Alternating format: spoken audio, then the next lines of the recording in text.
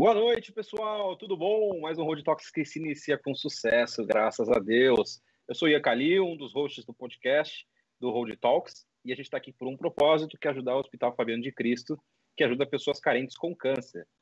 Aqui embaixinho, na sua tela, tem a chave Pix, que é a chave que você pode fazer a transferência para o hospital, diretamente para o hospital, seja ele qualquer valor, certo?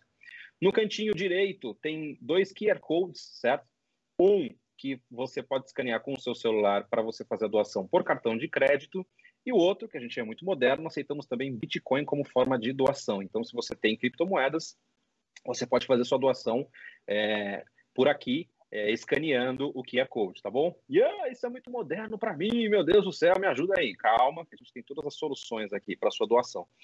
Aqui embaixo na descrição tem um link que você clica, já tem todas as informações descritas para você pode fazer TED, DOC, Pix, o que você quiser, a gente aceita. Cartão de crédito também, tá bom? E eu tô sem grana, tô apertado, não tem problema, nos ajude, compartilha essa live com os amigos, com a família, para que chegue ao maior número de pessoas e a gente consiga bastante doações para o hospital, tá bom? Hoje a gente vai conversar com uma pessoa muito bacana, mas antes de chamá-lo, eu queria chamar o Tarek. Tarek, bem-vindo, tudo bom? Muito obrigado, Ian. Queria agradecer o Lázaro por estar participando desse projeto. É uma gratidão, a gente fica imensamente grato por ele ter aceito o convite. Yes. Muito bom. Lázaro, seja muito bem-vindo. Tudo bom com você? Como que você está? Tudo ótimo. Obrigado pelo convite.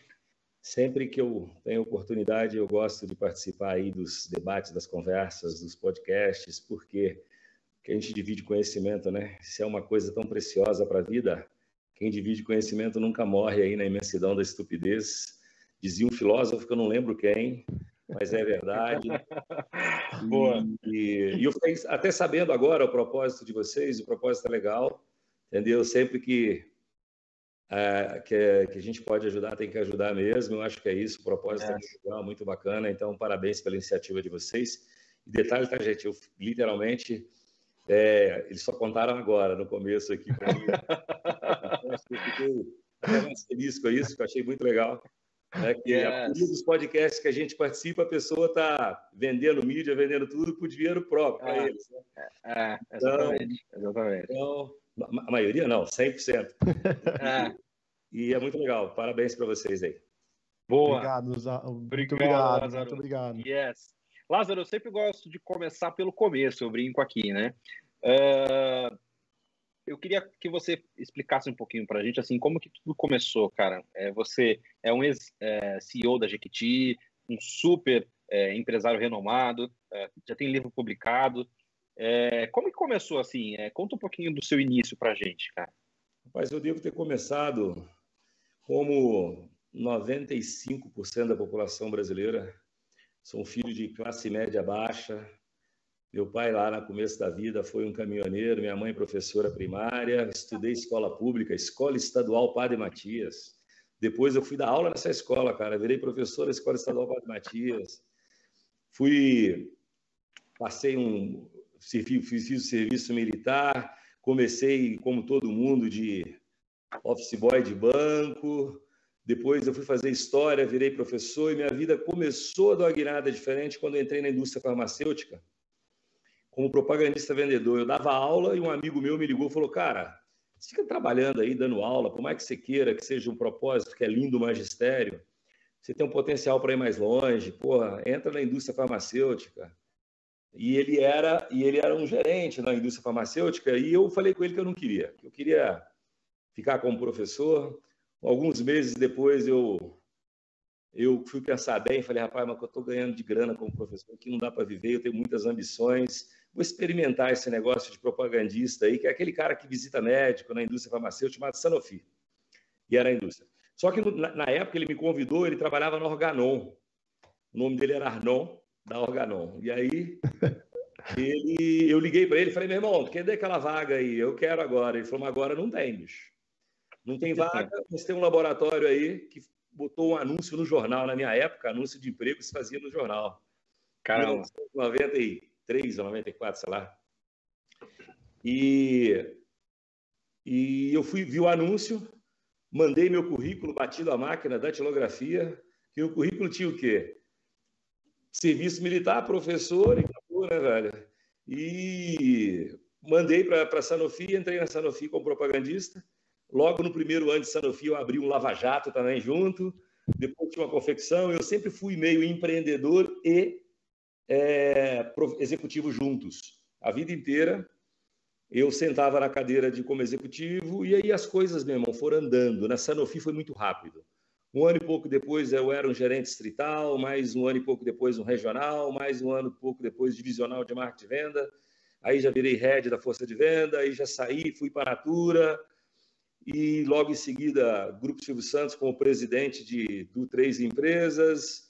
Grupo Santos 7 anos e em paralelo eu ia tendo sempre meus negócios, fazendo sempre um pouco de cada coisa.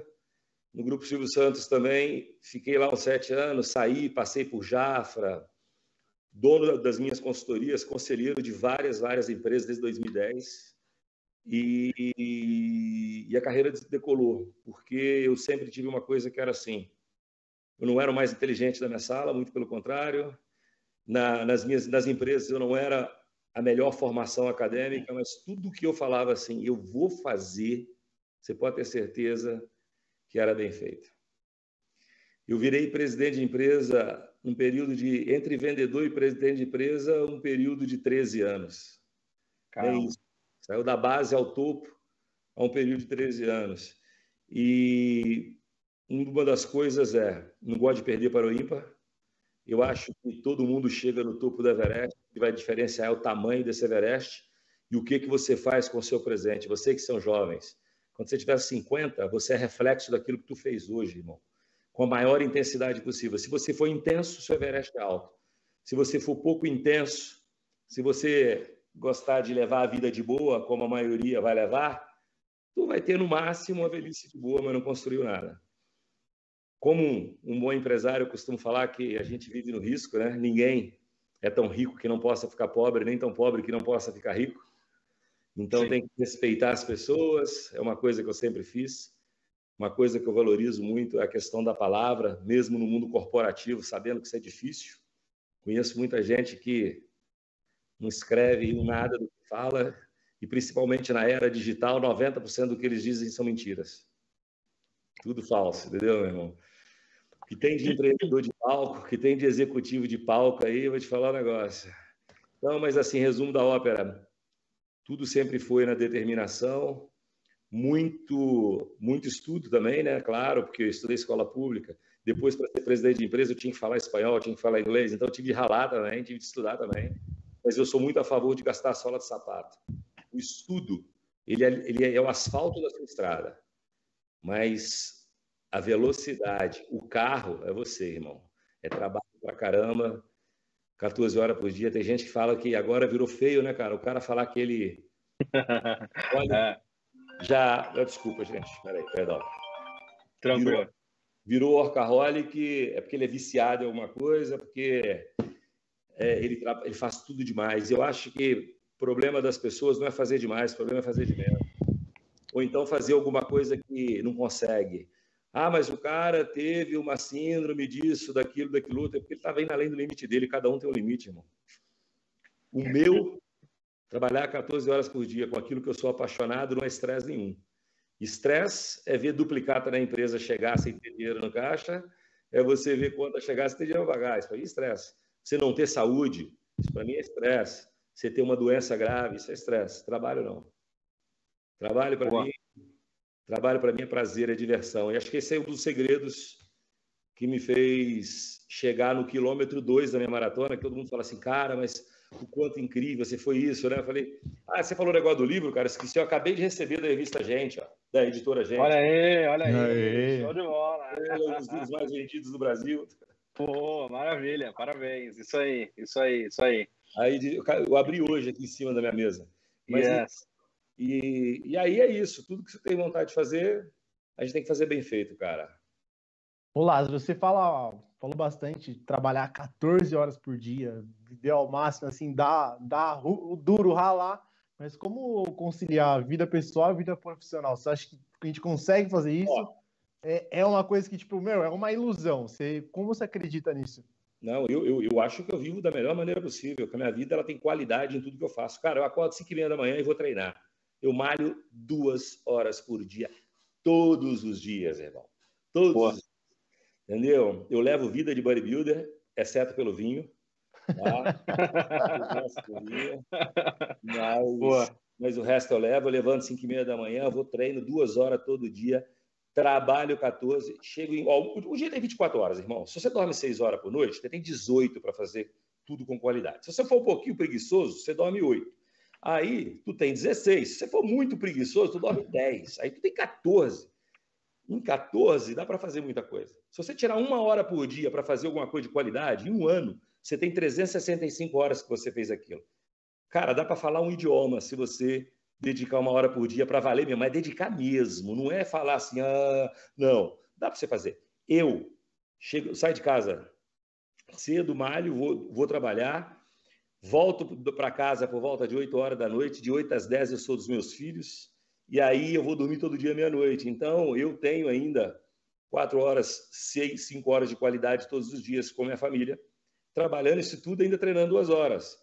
Mas eu tenho a sorte de dormir meia-noite, acordar às 5h30, 6 horas e fazer isso bem. Tem gente que não consegue. Eu consigo bem, eu não preciso nem de relógio despertador. Durmo todo dia meia-noite, no outro dia, 5h30, meu olho, abre e eu começo meu dia. Então, eu acho que depende muito de cada um.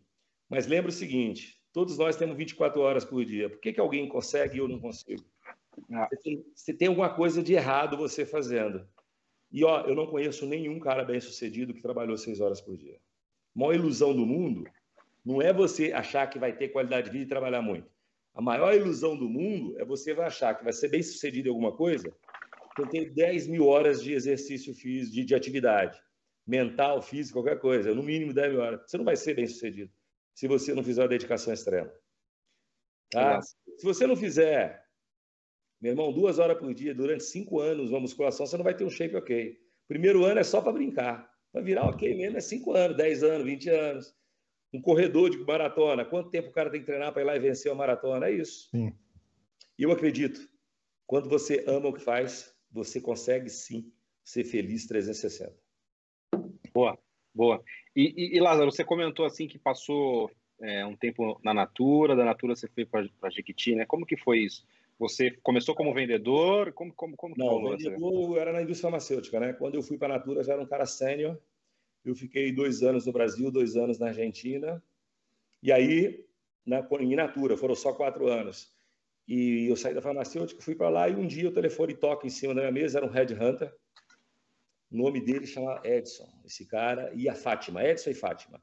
2 headhunters me ligaram e falaram, Lázaro, tá a fim de voltar para o Brasil?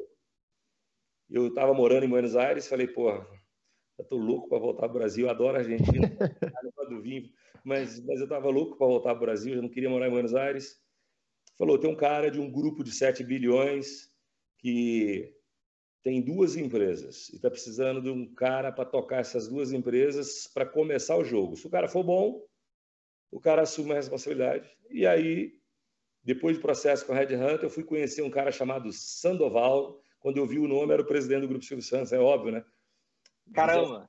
O Zé Sandoval, aí eu vi que era ele, aí eu descobri que era o Silvio Santos, aí eu conversei com ele primeiro, e o último a entrevistar foi o Silvio, e houve química. No primeiro momento, fui para Jequiti, era Jequiti Hidrogênio. Depois, em 2010, quando o banco explodiu, virei VP do grupo e fiquei lá 7 anos como executivo, né? E desde aquela época eu já tinha empresas de consultoria, né? Já tinha Optimize Consulting, que era em paralelo. Só uma curiosidade, assim, é o Silvio Santos se entrevistando, parece ele no show, assim, tipo, falando. Como que é? Silvio Santos, homem de negócio, não tem nada a ver com o Silvio Santos televisão. É mesmo? São 2 seres humanos completamente distintos. Silvio Santos me entrevistando como homem de negócio, ele é um homem de negócio. Não tem Rahai, o Rio, não tem nada a ver. Ele é um cara que gosta do resultado da última linha. É um cara que olha a última linha. É isso. Ele olha assim, tá indo bem, não tá indo bem, e cobra muito. Mas ele fez a proposta muito interessante. Todo mundo pergunta como é que foi. A proposta dele foi o seguinte, garoto, me disseram que você é bom. Me disseram que... Eu tinha 38 anos na época, né, pô? Faz tempo já isso. Aí ele falou, garoto, me disseram que você é bom. Se você for bom, e você resolve fazer essas empresas crescerem, quero que a minha empresa seja tão grande quanto Natura e Avon. Eu te ponho rico. Se der errado, eu te dou um dinheiro, você fecha as empresas para mim, paga as dívidas, paga os impostos, fecha tudo e vai tocar sua vida e eu te dou o dinheiro. Se der certo, você fica rico. Porra, se der certo, eu fico rico. Se der errado, eu recebo o dinheiro. O que eu tenho a perder? Com 38 anos de idade. É exatamente isso que ele falou comigo. Se der certo, te ponho. Se der errado, te ponho não. Se der certo, você fica aqui. Se der errado, te dou um dinheiro, você acerta tudo. Eu não gosto de ficar devendo ninguém. Você acerta tudo, paga tudo para mim, paga, tem que pagar, fecha a empresa e você recebe o dinheiro. Essa foi a proposta que ele fez. Então, assim, e isso. Aí, você aceitou na hora? Aí eu falei com ele quando eu começo. Entendeu? E aí eu demorei, sei lá, 60 dias, 90 dias para voltar para o Brasil e tudo certo. E ô Lázaro, como é a experiência de trabalhar com o Silvio Santos? Você acha que passou muito aprendizado para você? Você acha que foi uma lição importante? Existe uma coisa seguinte, o que ele passa para você é inspiração e admiração. Não se aprende nada com o Silvio Santos. O que ele faz, dá certo com ele e vai dar errado comigo, com você, qualquer um. Tudo que ele fez, se a gente aqui tentar fazer, vai dar errado. Dá certo só com ele. São coisas inexplicáveis. O Silvio Santos é um cara que ele transmite inspiração, confiança e admiração às pessoas. Isso eu tive durante 7 anos. Admirei o cara, me inspirei nele, tá? Ele tinha 78 anos de idade quando a gente começou a trabalhar. 78? 78. Ele falou comigo assim, eu falei, Silvio, e por que você não para? Ele falou, se eu parar eu morro. Para que eu vou descansar agora se eu vou ter a eternidade para descansar? Justo. Entendeu? Eu não vou parar de trabalhar. E eu, naquela época, com 38, eu pensava o seguinte, eu vou trabalhar até os 50, 55 e vou parar de trabalhar. Eu vou aposentar, vou mudar para Miami, vou mudar na praia. Eu juntava dinheiro para fazer isso. Eu trabalhava para juntar dinheiro para poder isso. Aí eu decidi, falei o seguinte, nada, imagina, hoje eu penso igual ele. Vai descansar quando? Morto. Vai parar quando? Quando o corpo não aguentar mais, e nem a cabeça. Mas se a cabeça e o corpo aguentar, eu vou tocar na vida. Boa. Entendeu? Boa. E isso eu gosto. Então, assim, com o Silvio você aprende admiração, inspiração naquilo que você tem agora, né? E é isso, porque gestão, essas coisas, não. Eu já sabia e ele não me passou sobre gestão, sobre nada. Ousadia, inspiração, transpiração, o exemplo do trabalho. Um cara que não precisava trabalhar por dinheiro nenhum no planeta e até bem pouco tempo atrás trabalhava de segunda a segunda. Quantas vezes esse cara marcou reunião comigo? Aliás, toda sexta-feira à noite, reunião na casa dele. Toda sexta à noite, reunião na casa dele. E quantas vezes reunião no sábado e no domingo? Muitas. Foram 7 anos sem tirar férias. Eu fazia pequenas pausas. Exemplo, como eu faço até hoje? Eu paro quando eu quero, né? Porque eu, por exemplo, eu sou presidente empresário de empresa. Você me convidou para ser presidente da sua empresa. Sua empresa está com problema financeiro, você me chama, eu faço um contrato aí de 2, 3 anos para resolver o seu problema. E eu falo com você. Não existe férias, eu paro quando eu quero. Se eu quiser viajar numa quinta e voltar na segunda, eu não tenho hora, mas eu te entrego o resultado. Então era o que eu tinha com o Silvio. Eu não parava de trabalhar. Mas eu viajava quarta-feira com a família, voltava na segunda, viajava na segunda, voltava na sexta. Mas eu tinha que entregar o que eu tinha que entregar ao trabalho. Foram 7 anos com 20 dias de férias. Mas é óbvio, eu pausei várias vezes durante o ano. 3 vezes por ano, 10 dias, uma semana, entendeu? Porque às vezes as pessoas falam assim, cara, mas é impossível ficar 7 anos sem férias. Não. Férias tradicionais, ficar 30 dias viajando. Se eu fizer isso, eu morro também. Não consigo. E agora, em janeiro, eu fiquei 17 dias em Angra dos Reis e eu estava enlouquecendo. Caramba. E a título de curiosidade, assim, você entrou na Jequiti e houve um crescimento muito expressivo, assim, você conta em outros podcasts que houve um crescimento muito expressivo com a sua entrada. O que você fez de diferente, por exemplo, de uma Natura, de uma Avon, que eram concorrentes diretos, assim? Na época, cara, eu fiz uma proposta para o Silvio, que ele abraçou, que era o seguinte, não existia no Brasil perfume de celebridade. Tinha alguns perfumes que tinham lançados, mas tinham fracassados. E lá fora, nos Estados Unidos, tinha um cara chamado Byrne, que era o presidente da Coty, que ele pegou uma empresa com 400 milhões de dólares de faturamento e levou ela para 5 bilhões como presidente, lançando perfumes de celebridades. E aí eu lembrei daquilo e o Silvio falava o seguinte, ou faz o negócio crescer ou fecha, né? Eu lembrei daquilo, fiz a proposta para ele. A primeira reação dele foi, não, isso não vai dar certo. Eu falei, não, Silvio, vai por mim aí que isso vai dar certo. Aí passou uma semana, ele me ligou, falou, Lázaro, pensei bem naquela proposta sua, gostei da ideia de ter celebridade. Todo mundo acha, né, que foi ideia dele, né, lançar perfume dos artistas, mas não foi. A princípio ele era contra. E a ideia surgiu dentro da Jequiti, eu e um cara chamado Marcelo Martins, batendo um papo, e eu falei, pô, vamos copiar a Coty. Para que reinventar a roda? A Coty teve sucesso com isso. No Brasil não tinha ninguém. Inovação é fazer um pouquinho melhor que os outros já fazem. E na época não tinha. A gente ia brigar de frente com o quê? Importadora Shein, com essas casas de produto importado. Então, porra, era uma bela oportunidade bater de frente com esses caras com um preço muito mais barato. Eu tinha condição de importar e trazer um preço mais barato. E foi o que aconteceu. A gente começou lançando uma celebridade nacional, que era o Fábio Júnior, e depois lançamos uma internacional chamada Xandion. Ninguém queria ceder marca para a gente. Depois que Fábio e Xandion vão sucesso, aí teve uma fila. Aí a gente tinha Britney, Madonna, Beckham, aí lançamos tudo. Beyoncé, aí Britney, aí não teve isso. Aí Céu foi o limite, a empresa, eu saí de lá, ela tinha 523 milhões de faturamento. Caraca. Então, assim... Caramba. Então, mas não é só isso, né? A gente criou o programa Ganhe Mais Dinheiro com o Jequiti, o programa foi uma ideia do Silvio. A parte do Lázaro, a inovação em produto, lançar os produtos, montar o time, né? Eu formei um belo time na época, tirei um monte de gente da Natura e da Avon e formei um belo time. E a parte dele, eu vou fazer um programa de televisão. E você paga todos os custos, Lázaro. Você tem que pagar as despesas, pagar os custos todos aí. Falei, beleza. E ele ficava lá sorteando R$1 milhão várias vezes por ano, entendeu? Às vezes, uma vez por ano. Teve um ano que, porra, foi só de sorteio de R$1 milhão foi 6 vezes, fora o dinheiro que ele gastava durante os programas. Mas era isso, gastava não, investia. Então foi isso.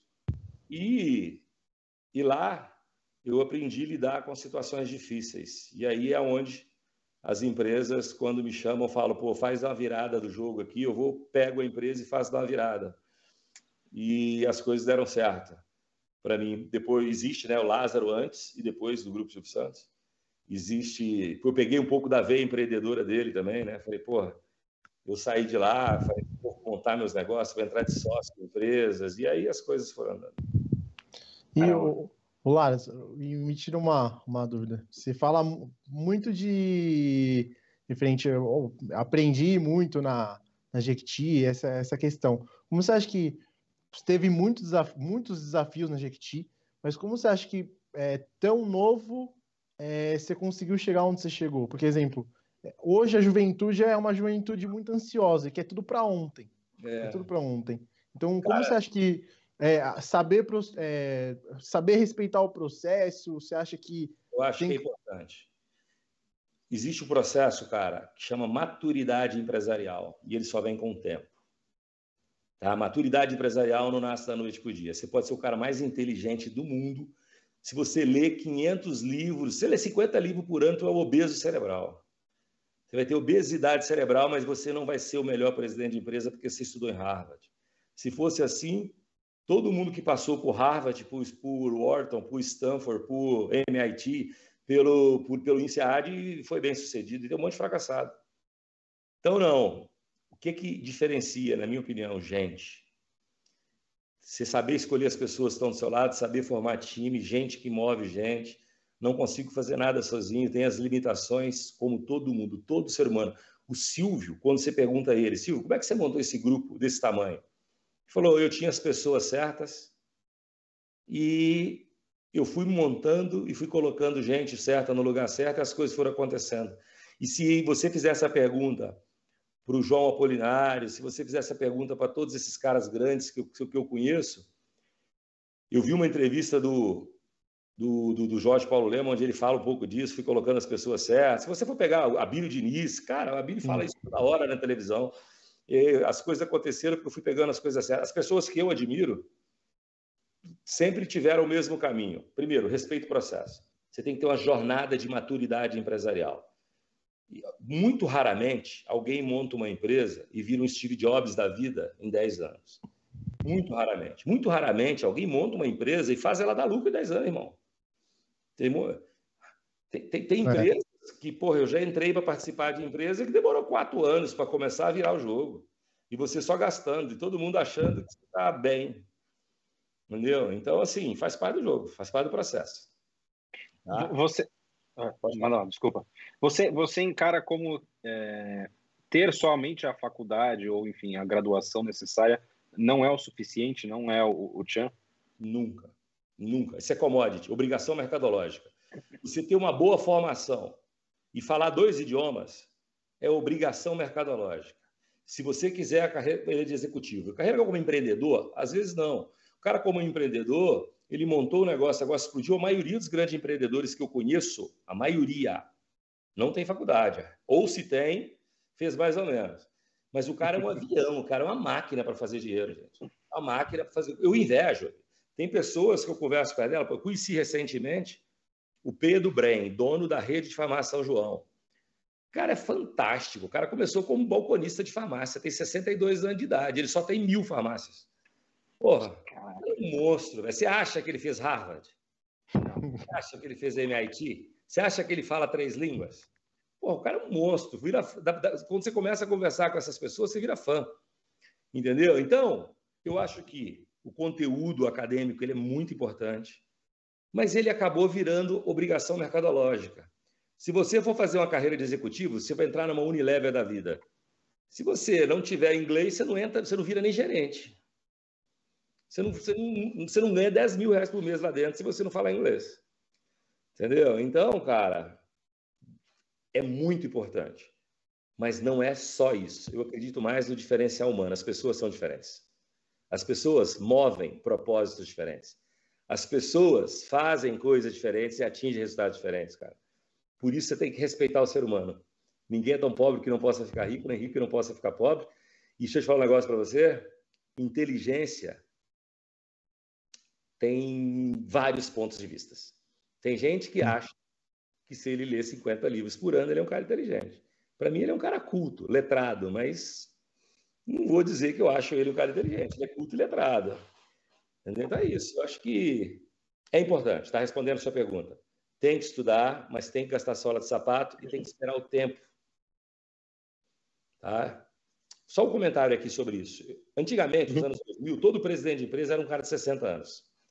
Eu peguei uma geração que todo mundo era jovem. Eu virei com 30 e pouco, eu conheço vários. Sérgio Botelho, com 32, era presidente de empresa. Conheço vários que viraram presidente na fase dos 30 anos. E nós erramos muito. Hoje, a maioria dos presidentes de empresa tem mais de 50 também. Estudo mundial. Antigamente era 60, caiu para 30 e pouco, 40, e hoje voltou para mais de 50. Algum motivo tem. É verdade. Algum motivo tem. É um processo, sabe? Mas sabe o que eu gosto muito no jovem? A força, meu irmão, a vontade de fazer as coisas. Porque quando eu tinha 30, ninguém me segurava, irmão. Boa. Eu adoro isso. Cara. Ô Lázaro, e como fazer, exemplo? Você fala muito escolher o time certo. Quando a gente sabe que, tipo, eu estou com o time certo, por exemplo, eu estou com a pessoa certa, mas vou ter que saber respeitar o processo, que é um processo, ela está num processo de adaptação, de crescimento. Tem como a gente ter uma noção referente a isso? Vamos lá, vou te falar 2 coisas. Quando eu trago um cara já sênior, eu trago um diretor de empresa, ele tem que vir pronto. E aí eu trago um cara, um 40ão, sênior, ou um 30 e tantos, pronto, e eu vou cobrar dele a responsabilidade dele, não vou dar mãozinha não, meu irmão. Se ele não entregar resultado, ele está na rua. Rápido. Quer se adaptar? 90 dias. Depois de 90 dias vai ter que entregar resultado. Agora, se o cara é jovem, ele é trainee, porra, você tem que treinar o cara, capacitar, desenvolver, aí você respeita o processo. Vou te dar um outro exemplo. Recentemente, eu estava fazendo entrevista para um cara, para área de expansão, para área de venda para uma empresa minha. Entendeu? E eu fui fazer uma entrevista com um cara e o cara era bom pra caramba de currículo. Ele já estava trabalhando numa empresa grande, também muito maior que a minha. E eu cheguei para ele e falei, vou te pagar 30% a mais de salário fixo. vou te dar uma comissão maior. Comissão de 40% a mais que você recebe. Agora, meu irmão, olha para mim aqui. Isso é meu, por 2 anos. Tu não vai ter ponte de feriado, você vai me atender sábado, domingo, feriado de noite, não vai ter férias 2 anos, tu não vai ter vida. Se você me entregar o resultado em 2 anos, você vai virar meu sócio. Se você não entregar, eu te mando embora com 3 meses. Mas presta atenção. Esquece ponte de feriado, esquece sextou. Tu vai ganhar dinheiro, mas tu vai trabalhar e provar para mim que você tem crença, propósito e causa. Tá? O cara ficou parado olhando para mim e falou comigo assim, e as leis trabalhistas? Eu falei para ele, meu irmão, lei trabalhista vai falar com o Getúlio Vargas, que criou esse troço e morreu. Tu vai ter que ir lá falar com ele. Porque o Brasil poderia estar muito maior se não fosse tanto complicômetro trabalhista, opinião pessoal do Lázaro. Tá? A gente poderia gerar muito mais emprego se eu não tivesse tanta problema nas costas para carregar. Então, você vai falar com o Getúlio Vargas, pergunta se esse cara ganhou um emprego. Eu estava entusiasmado com ele, velho. Estava animadíssimo. Não. Na hora que eu meti a pressão nele, eu botei uma pressão no cara, o cara amarelou. E lembra o seguinte, você acha que eu vou fazer o cara trabalhar 2 anos, rapaz, sem sábado, sem domingo, sem feriado, sem férias? Lógico que não. Porra, pressão. Eu quero um cara que tenha o mesmo mindset meu, mas que pense diferente, que seja até mais inteligente do que eu, mas que ele tenha o mesmo mindset do fazer. Entendeu? Era pressão. E eu fiz a mesma coisa com a menina. E a menina falou assim, onde eu assino? Falei com ela, calma aí, mas tu é casada e tem 2 filhos. Ela virou e falou, e daí eu vou ganhar mais que o meu marido, ele que cuida das crianças. É cabeça. É o mindset, entendeu? Eu não estava preocupado, é a mentalidade. Lembra?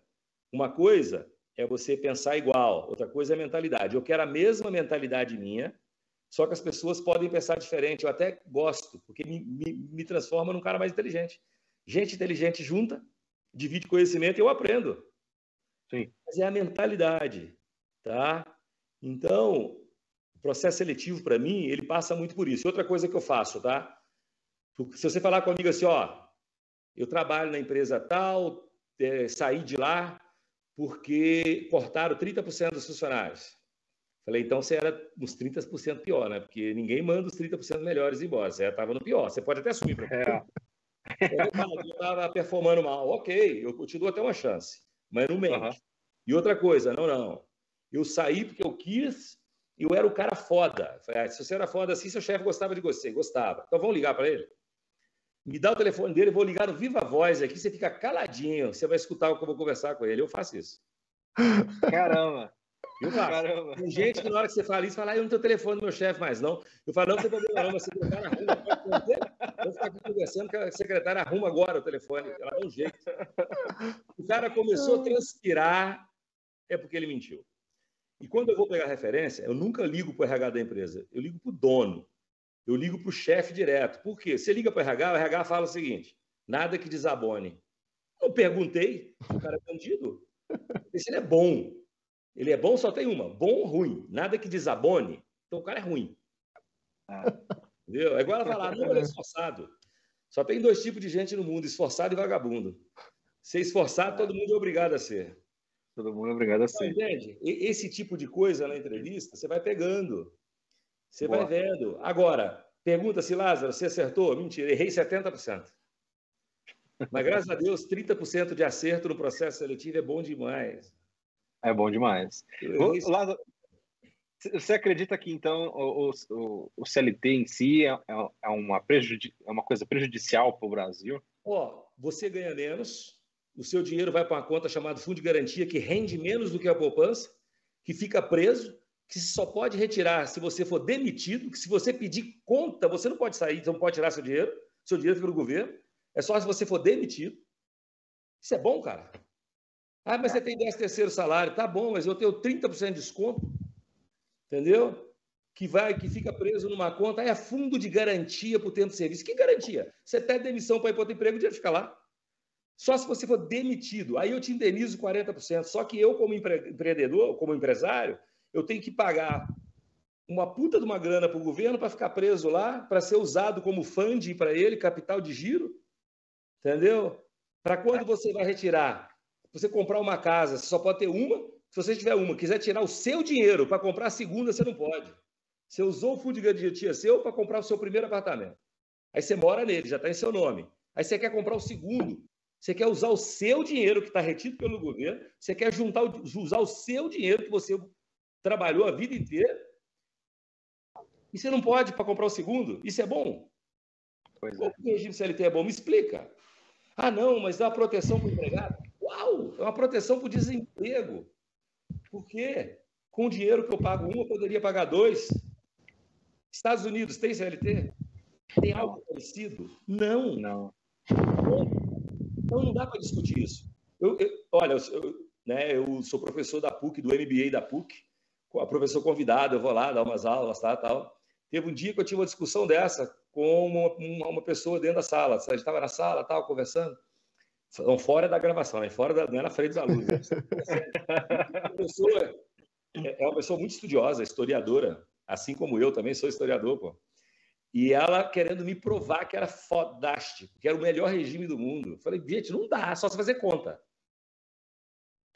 Se eu não te convenci usando o argumento que o seu dinheiro fica preso e que você só pode tirar para comprar um apartamento quando você for demitido. Se você pedir conta, você não tira. Se você pedir conta, o cara não vai te pagar os 40% da multa. Você já fala que isso é bom, já tem uma coisa errada, né? Exatamente. É. Exatamente. Ô, Lázaro, e como, assim, você trabalhou muito, você foi muito tempo executivo. Querendo ou não, você tinha eram cargos altos. E como que é empreender para outra pessoa? Porque, querendo ou não, você está empreendendo, mas não necessariamente para você. E como você sempre manter motivado? Porque eu nunca empreendi para outra pessoa. Eu sempre fui um intraempreendedor. Eu fazia daquilo a minha empresa. Graças a Deus, eu sempre escolhi os meus salários. Toda vez que você vê o Lázaro sentado numa cadeira de presidente, você pode saber, ele é muito bem remunerado. Por quê? Porque eu não aceito o salário do CEO normal. Eu quero parte do sucesso. Eu quero parte do dinheiro novo. Todo o dinheiro novo que entrar no seu bolso, a parte é minha. Eu quero todo o dinheiro. Eu vou gerar um fato novo na sua empresa para você ter um dinheiro novo e eu quero um pedaço do dinheiro novo. Entende? Então, a gente tem que combinar bem o jogo. E é isso que eu combino. Às vezes, eu gosto de fazer esse trabalho. De ser um cara que pega uma empresa numa situação difícil, entro lá e resolvo o problema.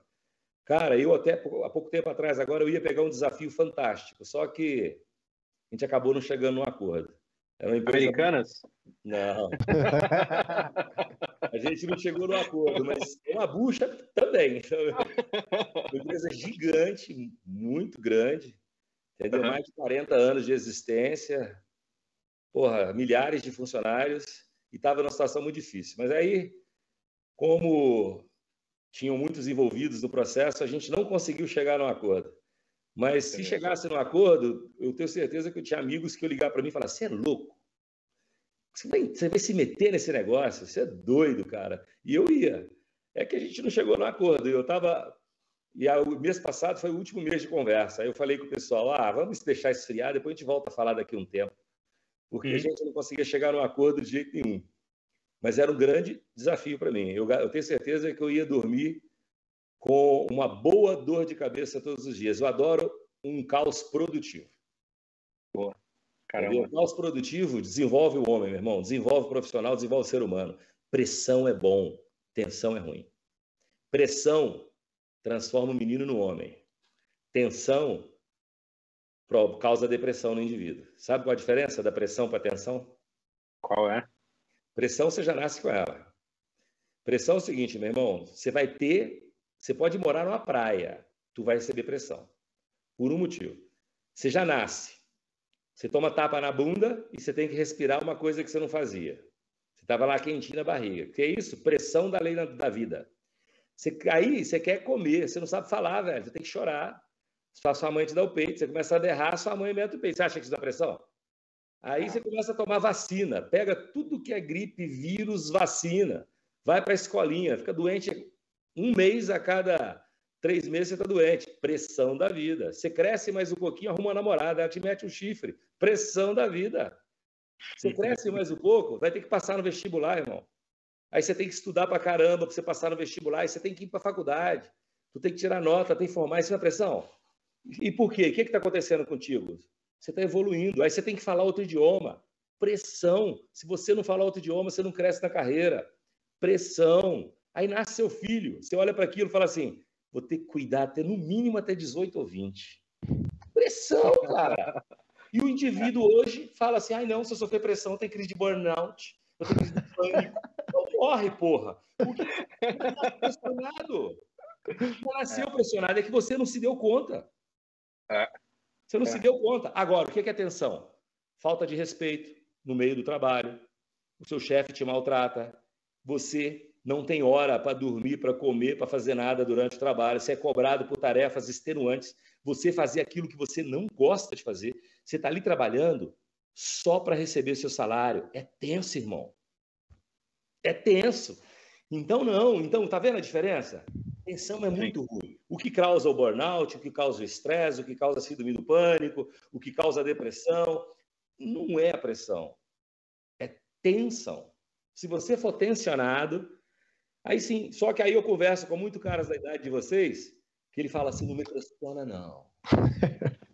Eu não gosto de ser pressionado. Eu tenho a minha velocidade, não me pressiona não. Pô, você fala um negócio, vai trabalhar em outro lugar, comigo não vai, eu não quero nem ser amigo. Não dá, eu fico com preguiça. Eu não consigo ser nem amigo. Então, assim, pressão você já nasceu sofrendo. Agora, faltou respeito à saúde, à integridade, aí já não é pressão, já é tensão. Você está sendo tensionado e aí você vai espanar. E, ô Lázaro, qual conselho você dá para os jovens, já que você falou o pessoal da nossa idade? Eu vou te falar uma coisa. Primeiro, só completando aquele raciocínio aqui. Uma tensão maior do mundo, chegar a conta para pagar e tu não ter dinheiro. Isso é tensão. Isso não é pressão, não, velho. Isso é tensão, cara. Aí você não consegue nem ter boas ideias para você produzir e trabalhar. Conselho que eu dou para o jovem, meu irmão, viva com intensidade tudo que você pode agora. Faça o seu melhor hoje, que o seu amanhã depende do que você fez hoje. O seu futuro não vai depender... 90% do seu futuro é fruto do que você faz 365 dias por ano, não de uma grande sacada. O problema, eu tenho muito amigo jovem, porra, eu tenho sobrinhos, meus filhos ainda são pequenos, mas eu falo muito para eles. Não é procurar ter uma ideia maravilhosa. É para procurar fazer um monte de coisas maravilhosas todos os dias. Porque aí você vai ter sucesso em alguma coisa. E sucesso também é relativo, velho. Eu conheço um monte de gente de sucesso que não ganhou dinheiro, mas tem muito mais sucesso do que um monte de rico medíocre. Tem cara que é tão pobre, que ele só tem dinheiro, velho. Entendeu? Então, assim, sucesso não tem nada a ver. As pessoas confundem sucesso com dinheiro. Então, jovem, vocês estão ouvindo a gente. Cara, respeite o seu processo. Cada um tem o seu, cada um tem o seu tempo. Agora, lembra, o seu futuro é reflexo de tudo aquilo que você faz 365 dias por ano. Em vez de você ter uma boa ideia, tenha 365 boas ideias. Transforme seu dia ocupado em dia produtivo. Transforme o prazer momentâneo no sucesso de longo prazo. Transforme os seus objetivos pequenos em propósitos. Se você fizer isso, cara, você já está estudando bastante, trabalhando bastante, divertindo bastante. Eu sou a favor também de dar uma divertida, porque todo mundo, meu irmão, precisa ser feliz também. Então, não é vida, não é só trabalho, não. Tem que ser feliz, irmão, porque gente feliz produz mais. Né? Boa. Eu falo isso sempre. O problema de hoje, quando eu vou entrevistar um jovem, primeiro, ele quer sentar na janela.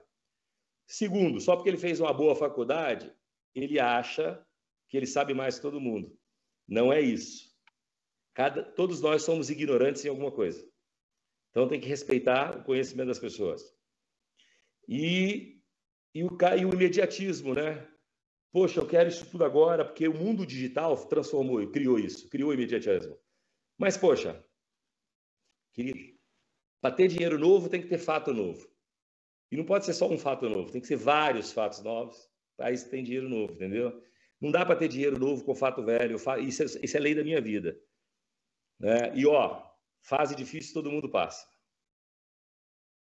Entendeu? O jovem ele é muito pressionado sem saber, sabia, cara? Cara, o cara trabalhar de dia, fazer faculdade à noite, arrumar namorada, aguentar chefe chato, porque quando você é jovem, você tem chefe. Dificilmente você é dono. Você é dono. Né? Quer uma pressão maior que essa? Só que o cara nem sabe que ele está sendo pressionado. Aí quando alguém cobra um pouquinho mais, está me pressionando. Meu querido, a sua vida já é uma panela de pressão. Eu, quando estava na faculdade, e ainda não tinha dinheiro. Não tinha esse detalhe. A vida não é fácil, não, pô. Você falou um pouquinho de pressão, Lázaro. Qual foi o momento mais difícil assim que você passou profissionalmente, que você falou assim, nossa, essa aqui foi de doer? É difícil ter um, são todos, velho. A gente, quando vira presidente da empresa, você tem muito efeito colateral. Você assume responsabilidades que não é sua. Se a empresa tem um problema do passado, você sentou nela hoje, o governo vem te cobrar o passado dela depois, porque você é responsável legal por ela. Então, não tem um só. Se eu falar para você, cada período teve suas formas tensas. Todas. Todas. Entendeu? Este mesmo final do ano passado, não vou ficar falando, mas eu tive situações tensas. Que eu falava, puta, não é possível que isso está acontecendo. E eu, cara, eu acho que é difícil eu passar um ano que não tenha. Eu estava conversando com um amigo meu aqui agora, que ele tem uma empresa de bilhão, meu irmão.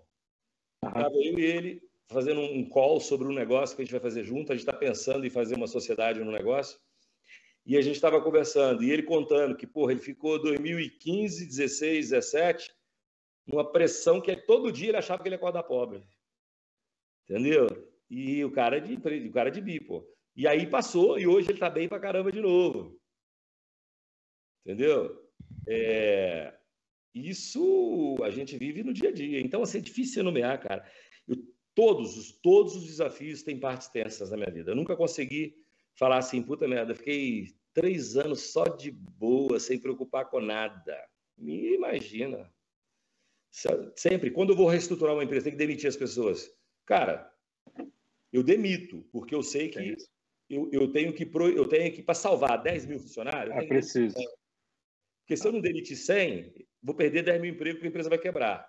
Então, a empresa tem 400 funcionários. Puta, eu tenho 5 diretores ruins, eu tenho que mandar os 5 para a rua. Mas se eu pensar na família deles, é tenso, pô.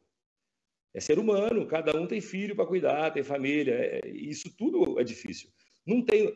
Lázaro, o que é mais difícil?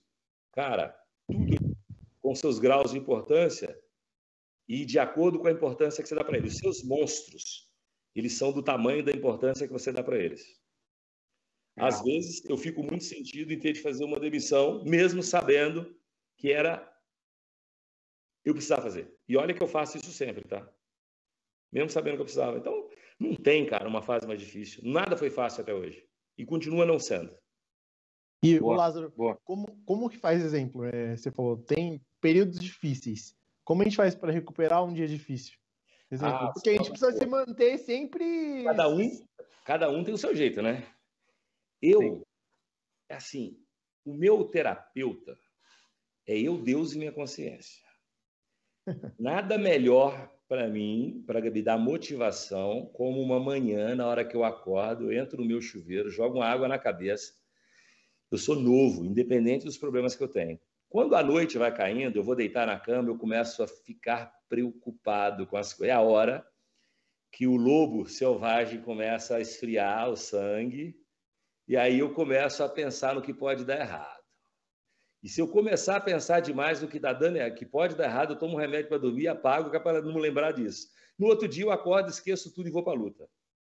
Então, para recuperar um dia difícil, para mim, o Lázaro, uma boa manhã, uma boa chuveirada, um bom treino, eu estou novo. Mesmo que no final do dia eu volte a sofrer um pouquinho com isso, mas eu paro de pensar durante o dia porque eu estou buscando solução. O meu dia é para buscar solução para tudo. À noite é pensar nos efeitos colaterais. Então, por isso que eu acho que eu durmo pouco. Por isso que eu durmo de meia-noite às 6 horas. Boa. Tem mais hora do dia para buscar a solução e não pensar no efeito colateral, irmão. Boa. Então, galera, não esqueça que a gente está aqui por um objetivo, que é ajudar o Hospital Família de Cristo. Aqui embaixinho tem o Pix para você fazer a doação. Aqui dos ladinhos também você tem os QR Codes. Se tiver dificuldade, na descrição tem também o link que já vai direto para o hospital, que com ele você pode fazer a sua doação TED Doc, boleto, o que você quiser, a gente está aceitando doação, tá bom? Até criptomoedas a gente aceita. Lázaro, você lançou um livro, né? O que importa é o seu resultado. É um livro de sucesso aí com várias vendas. Como que foi isso, essa experiência de criar um livro, desenvolver? Conta um pouquinho pra gente. Eu sempre tive vontade de escrever e eu fiquei, sei lá, durante uns 2 anos escrevendo um monte de material, que deu umas 700 páginas. Eu, às vezes, nas noites de insônia e nas noites de frio, né? Aí eu descia, abria uma garrafa de vinho, sentava aqui no meu escritório e ficava escrevendo sobre empresa, sobre as coisas que já aconteceram.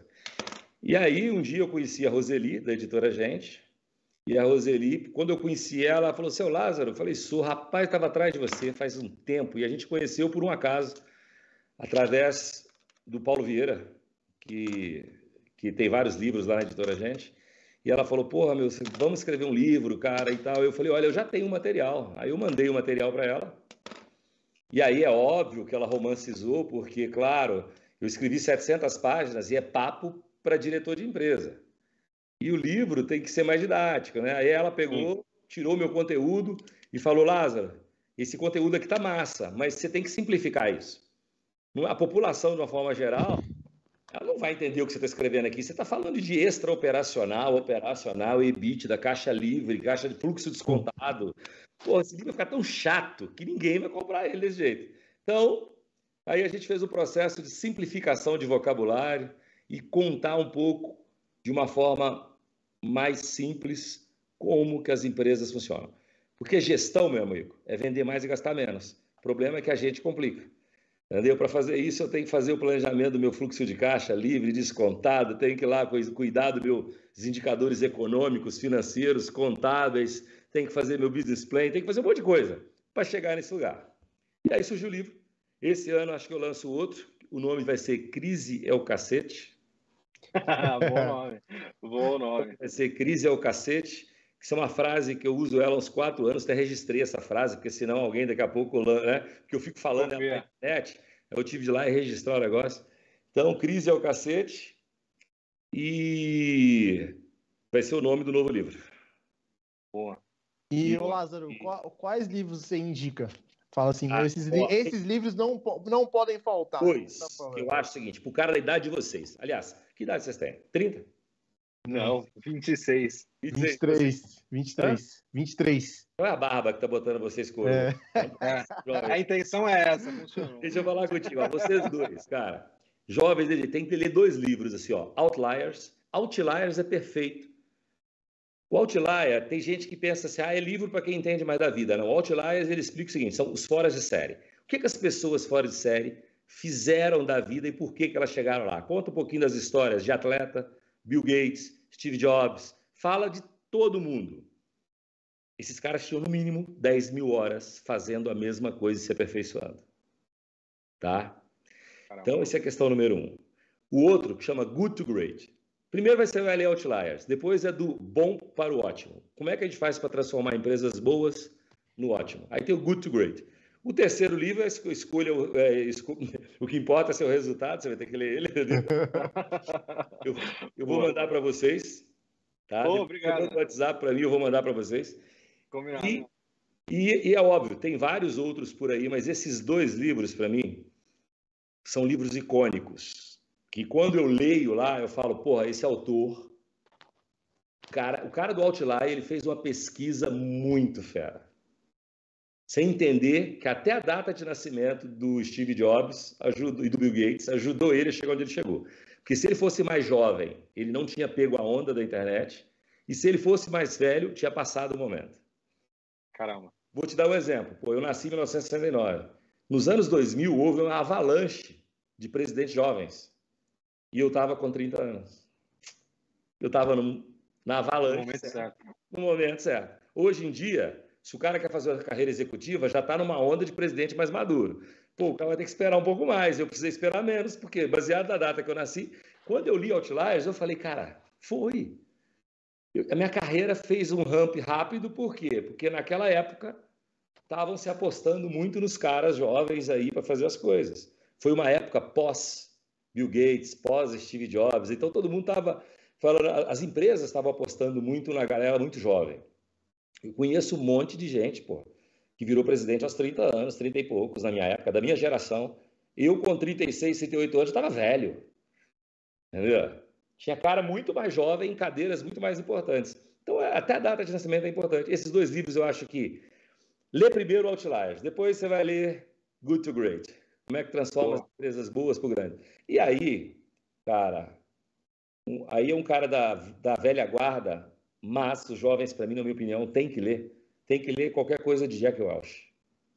Jack Welch é um contraponto do que você vê hoje, né, nessas empresas como Uber, como a Apple, essas empresas estratosféricas. É legal a gente entender como funciona isso, mas é legal também entender como um cara pegou uma empresa gigante, antiga como a GE e transformou ela. Tá? Então, é um contraponto. 23 anos, vai ler Outliers. Aí você vai falar, pô... Sabe por quê, cara? Porque, assim, eu tenho um sobrinho da idade de vocês. Sabe? Ele nasceu em 2000. Então, 23 anos da idade de vocês aqui. Ele tem uma ansiedade de chegar ao topo numa velocidade incrível. E isso é uma geração. Sim. E, às vezes, você começa a ficar tenso por causa disso. Cara, sua hora vai chegar, entendeu? Aí a tensão, você fica desesperado. Por que que ele fica desesperado? Por que que ele, com 23 anos de idade, ainda não tem o apartamento dele, a casa dele, velho? Ele acha que ele está atrasado. É o mal da geração. Caramba. Acho que igual você falou, acho que as redes sociais influenciaram muito isso, né? Acho que é diretamente. Deixa eu te falar um negócio, tem um monte de cara aí da idade de vocês que fizeram dezenas de milhões na internet. E esses são os espelhos de uma geração. Só que, cara, não faz mais, tá? Quem fez, fez. Quem não fez, não faz mais.